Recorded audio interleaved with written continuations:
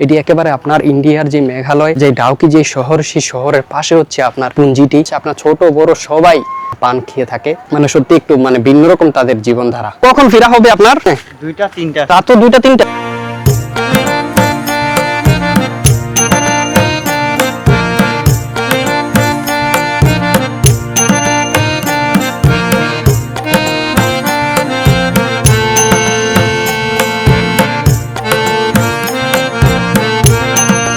আমরা এখন যাচ্ছি হচ্ছে আপনার এই পাহাড়ের পাশে হচ্ছে একটি সংগ্রামী পুঞ্জি রয়েছে, সেই পুঞ্জিতে আমরা যাচ্ছি। এবং দেখতে পাচ্ছেন আমার এই পাশে হচ্ছে আপনার ইন্ডিয়ার মেঘালয় পাহাড়, এই পাশে হচ্ছে আপনার বাংলাদেশ। এবং এই যে পুঞ্জিটি রয়েছে, এই পুঞ্জিটি আপনার হচ্ছে বাংলাদেশে পড়েছে। এবং এই পুঞ্জিটিতে যাওয়ার জন্য আপনার এই ছোট যে একটি গিরি একটি নদী রয়েছে, সেই নদীটি পার হতে হবে। দেখতে পাচ্ছেন, তো আমরা সেইখানে রয়েছি এবং দেখতে পাচ্ছেন। এবং খুবই অপরূপ এই জায়গাগুলো, দৃশ্যগুলো। আসলে পাহাড়ের পাশে না আসলে আপনারা কখনোই মানে এই সুন্দর যে দৃশ্যগুলো আমাদের দেশের, এগুলো আসলে উপভোগ করতে পারবেন না। অবশ্যই এটি দেখার জন্য আপনাদেরকে ভ্রমণ করতে হবে। যদি ভ্রমণ করতে চান তাহলে আপনারা এই সুন্দর দৃশ্যগুলো আপনারা দেখতে পারবেন।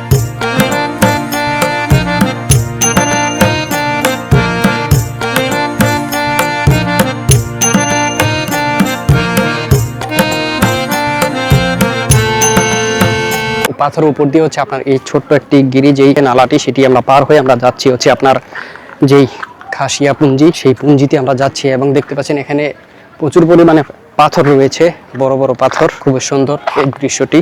এবং দেখতে পাচ্ছেন বিভিন্ন পর্যটকরা এখানে ছবি তুলছে।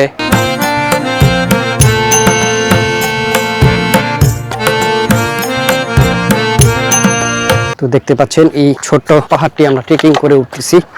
এটি হচ্ছে আপনার বিভিন্ন পাথর রেখে দিয়েছে এবং এখানকার মানুষ আপনার এইভাবে যাতায়াত করে। তো সেটি আজকে আপনাদেরকে দেখাচ্ছি। অবশেষে আমরা প্রায় 20-25 মিনিট হেঁটে পল্লীতে চলে আসলাম। খুবই চমৎকার। এটি হচ্ছে আপনার খাসিয়া যে পুঞ্জি, এটি হচ্ছে সংগ্রামী একটি পুঞ্জি।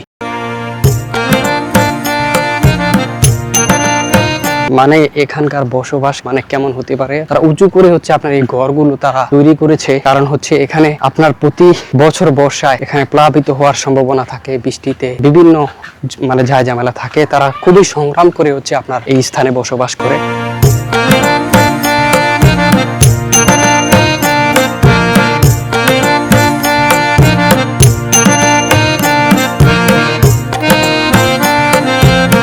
এটা মানে যে তৈরি করছেন, এটা কি বর্ষার জন্য আগে থেকে আপনাদের এইভাবে না, যে মানে হয়তো বর্ষার সময় মনে হয় পানি উঠে যায় বা এরকম কোনো? আমরা কাছে এটা মাটি ঘর, এটা বইতে ভালো লাগে না। মাটি আপনাদের এই যে মানে মাচার যে ঘর, এটা আপনাদের কাছে ভালো লাগে। তো দিদি, আপনাদের প্রধান মানে আয়ের উৎস হচ্ছে পান না, পান চাষ। দেখতে পাচ্ছেন এটি হচ্ছে আপনার দিদির যে ঘরটি, দেখতে পাচ্ছেন কি চমৎকার। একেবারে তাদের যে সাদামাটা জীবনযাপন, একেবারে পাহাড়ে। এই পল্লীটির নাম হচ্ছে আপনার সংগ্রামী পুঞ্জি। এটি একেবারে আপনার ইন্ডিয়ার যে মেঘালয় পাশে হচ্ছে আপনার এই পুঞ্জিটি। বলতে গেলে হচ্ছে আপনার একেবারে দেখতে পাচ্ছেন দোতলা একটি ঘর। এবং দেখতে পাচ্ছেন নিচে হচ্ছে আপনার একেবারে মানে নিচু করে হচ্ছে আপনার ছাদটি দেওয়া হয়েছে। এবং নিচে দেখতে পাচ্ছেন একটি রুম রয়েছে। এবং এই রুমে হচ্ছে এই যে আমাদের দাদা, কি রান্নাঘর না, রান্নাঘর। এবং দাদা বলতেছে আপনার রান্নাঘর, এবং উপরে হচ্ছে তাদের বসবাস।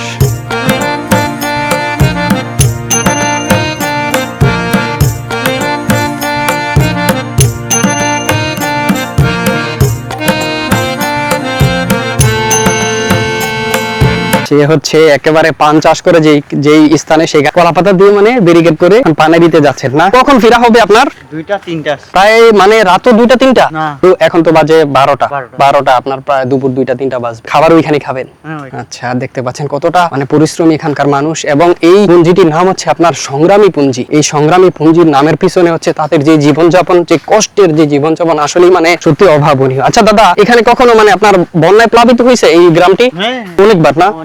আচ্ছা, সেটির কারণেই হচ্ছে আপনার, যেহেতু এটি একেবারে পাহাড় ঘেঁষে আপনার এই পুঞ্জিটি, তো সেই সুবাদে হচ্ছে আপনার এই পুঞ্জিটির নামকরণ করা হয়েছে সংগ্রামী পুঞ্জি।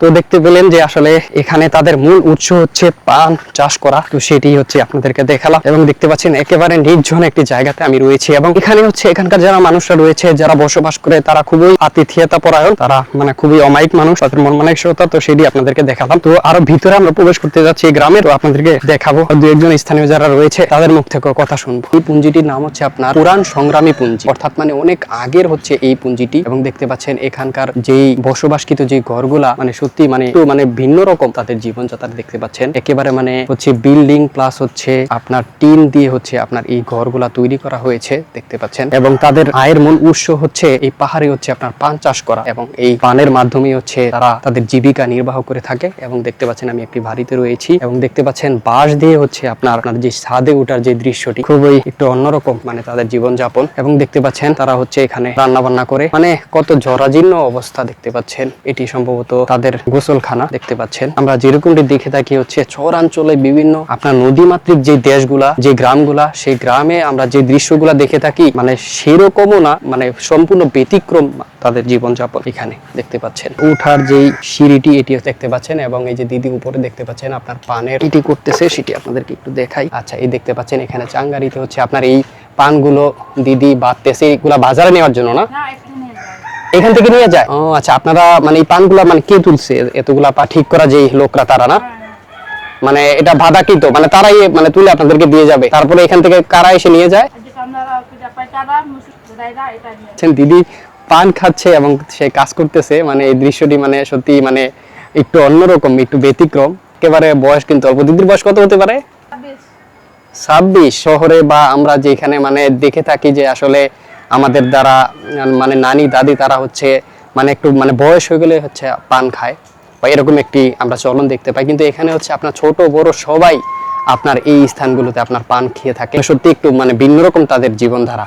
এবং দেখতে পাচ্ছেন এখানে এটা কি পানঘর, আপনাদের জুড়িগুলা হচ্ছে পান নিয়ে হয় মানে আনা হয় আর কি, এই জুড়িগুলোর মাধ্যমে হচ্ছে আপনার পান নিয়ে আসা হয় পাহাড় থেকে। এটা মানে কোথায়, যে এগুলোই নাকি পানের অনেক দূরে না? আচ্ছা, সেই জমিগুলা কি আপনাদের মানে নিজস্ব বা এরকম? এই গ্রামের বয়স মোটামুটি মানে আপনাদের পুঞ্জিটার বয়স কত বছর হতে পারে, ধারণা আছে কোনো? 50 বছর বা 60 বছর, আরো বেশি। মানে স্বাধীনতার আগে থেকে হচ্ছে এই গ্রামের বয়স হচ্ছে আপনার স্বাধীনতার পূর্বে মানে প্রায় ধরতে গেলে 70-80 বছরের পুরনো হচ্ছে এই মানে খুবই পুঞ্জি। তাই পুঞ্জির নাম হচ্ছে আপনার পুরনো সংগ্রামী পুঞ্জি। এবং এই সিঁড়ির মাধ্যমে হচ্ছে তারা এখানে তাদের ঘরে উঠে থাকে। সিঁড়ি দিয়ে উঁচা করে মানে তোলার এটার কারণটা কি? এটা আমরা এরকম সিস্টেম খাসিয়ে দেব, মানে আপনারা মানে আপনাদের সিস্টেম এটা একেবারে মানে সব আপনাদের খাসিয়া পুঞ্জিতে একই রকম? একই রকম। এই যে ঘর বাড়ি দেখেন না, এরকম। কোন ক্লাস পর্যন্ত পড়াশোনা করছেন? আমি 5 পর্যন্ত পড়ছি। 5? আচ্ছা, দিদির হচ্ছে মা নেই এবং দেখতে পাচ্ছেন পাশে হচ্ছে তার বোন, ছোট বোন। কথা বলতে পারে না, তার লজ্জা লাগে বলে। আচ্ছা আচ্ছা আচ্ছা, মানে তাদের ব্যবহার আচার আচরণ মানে খুবই চমৎকার, যেটি আমাদের মানে শহর অঞ্চলে অনেক মানুষের যে ইগো বা অহংকারে থাকতে পারে, অনেক মানুষ একটা অপরিচিত মানুষ আসলে যে আমরা অনেকভাবে অনেক চিন্তা ভাবনা করে থাকি, কিন্তু তাদের মধ্যে সেই মানে বিষয়টি আমি দেখতে পেলাম না। খুবই অসাধারণ লাগলো। আরো 2-3টা গড়ের পাশে আমি ঘুরে আসলাম, কিন্তু তাদের মানে আচার আচরণ খুবই সুন্দর, খুবই মানে ভালো লাগলো। বাড়ির পাশে হচ্ছে আপনার দেখতে পাচ্ছেন একেবারে মানে সুপারি একটি বাগান রয়েছে, সুপারিও তারা এখানে মানে চাষ করে থাকে, মানে লাগিয়ে থাকে। সেটিও তারা এই সুপারি কি বাজারে বিক্রি করা হয় না? না, এখানেও মানে এখানে বাগান করে বিক্রি করে। এটা কি একটা মৌসুম থাকে সুপারিটা হওয়ার, নাকি না সারা 12 মাসই হয়? না, 12 মাস না, 1 মাস, 1 বছরে একবার। 1 বছরে একবার হয়। অনেক কথা বললাম, দেখা হবে এবার অন্য কোনো এক সময়। সেই ঢাকা মুন্সিগঞ্জ থেকে আসছি আমি।